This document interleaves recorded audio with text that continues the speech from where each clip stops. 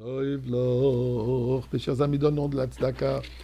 Et oui, on a donné hier, mais tel qu'on a mangé hier, on a mangé aujourd'hui, on va manger aujourd'hui. De la même manière, la tzedaka qu'on a donnée hier, c'était pour hier. Aujourd'hui, il faut encore une fois donner la tzedaka. Il faut encore une fois prier. Et je suppose qu'hier, quand vous avez mangé, comme on en a parlé hier, on a jeté du sel. Aujourd'hui, je voudrais attirer votre attention. C'est quoi la raison que quand on mange du pain, particulièrement le Shabbat, quand on mange, là, ça devient encore plus flagrant. On mange la challah. On a fait kiddush, on va prendre les deux chalotes, imposantes, belles, délicieuses. On va couper une tranche, un morceau, ou on va arracher, dépendamment des coutumes. Mais on va la tremper dans le sel. Et on va le tremper 3 fois. Pourquoi?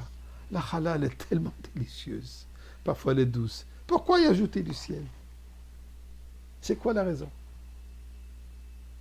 Eh bien, à savoir que toutes les coutumes juives ont une raison, ont des raisons. Et des raisons intéressantes et des raisons profondes aussi. Alors regardons qu'est-ce qui se passe avec le fait de tremper la challah, le pain, dans le sel. La Gemara nous dit, basé sur le pasuk, sur le verset, de la vision que le prophète Yecheskel a eue par rapport au Beth Amikdash, il est dit la chose suivante. Hamizbeach etz shalosh amot. L'autel était en bois, haut de 3 coudées. Ve'orko shtaim amot. Et la longueur, 2 coudées. Et continue, miktsotov levorko vekirotav etz, continue le pasuk, mais à la fin de cela, il dit, Vaidaber elai ze hashulchan asher lifnei Hashem. D'ailleurs, on dit cela avant de faire Birkat Hamazon. Vaidaber elai, Dieu m'a parlé et me dit quoi? Ze hashulchan, voici la table qui est devant Hashem, qui est devant le Seigneur. La Gemara pose la question. Il ne parle pas de table, il parle de l'autel, du Mizbeach. Le Mizbeach n'était pas une table.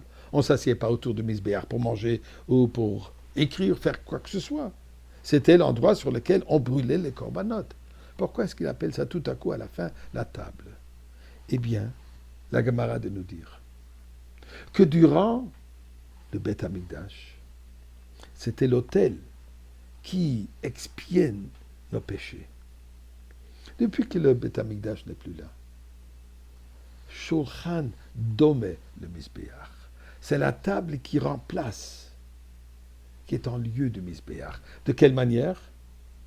Quand on a des invités, des gens démunis, qu'on leur offre à manger. Et quand on étudie la Torah à table, on ne parle pas des bêtises, on parle des divrei Torah, on raconte une histoire des tzadikim, ainsi de suite. On chante un chant chassidique, un chant de Torah, un chant juif. Il y a une ambiance juive autour de la table, alors ça devient comme l'autel. Et tel que sur l'autel, sur les corbanotes, comme on en a parlé hier longuement, il fallait mettre du sel. Pour ça aussi, la table, le plat principal d'abord, le pain, on le trempe dans le sel pour faire allusion au Mizbeach. Mais remarquable, nous dit la Kabbalah, on le trempe. On ne met pas du sel, on ne verse pas du sel dessus. Carrément, on le trempe dans le sel. Et combien? 3 fois. Il y a une raison pour cela. Pain s'écrit lechem. La traite même. Le sel s'écrit de la même manière. Les mêmes lettres, melach, même la traite. Donc il y a un lien entre le pain et le sel. Mais ils sont différents complètement. Représentent 2 concepts opposés. Le pain représente la bonté divine. Il nous nourrit. Le sel représente la rigueur. Ce n'est pas un bon goût. La femme de Lot, quand elle n'a pas écouté l'ange, elle a été transformée en bloc de sel. Punition assez grave. Donc qu'est-ce que nous disons? On trempe la challah dans le sel. Le challah, la gentillesse, la bonté divine est au-dessus de la rigueur divine. pour transformer la rigueur, pour qu'elle devienne part de cette bonté divine. Et on le fait 3 fois. Pourquoi 3 fois? La valeur numérique de lechem ou de melach est 78.